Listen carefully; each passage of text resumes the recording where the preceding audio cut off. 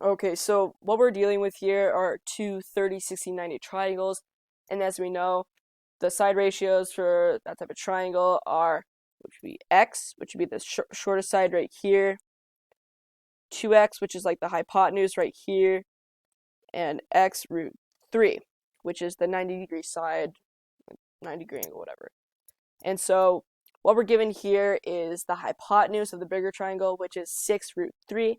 And as we know, that the hypotenuse is just double the shortest side, so we can divide 6 root 3 by 2, which equals 3 root 3. And so now, let's erase that. This side right here, 3 root 3.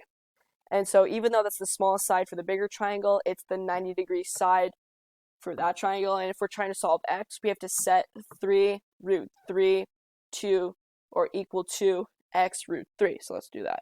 So 3 root 3 equals x root 3. Now we're solving for x, or the variable, and so what we want to do is isolate the variable. So the first thing we're going to do is divide both sides by root 3 in order to isolate x. And this comes out really cleanly because they're both root 3's on each side. And so both of these cancel out, and you come up with the answer x equals 3. And so then you put x equals 3 up here, and that is your final answer. And yeah, that's how you do it.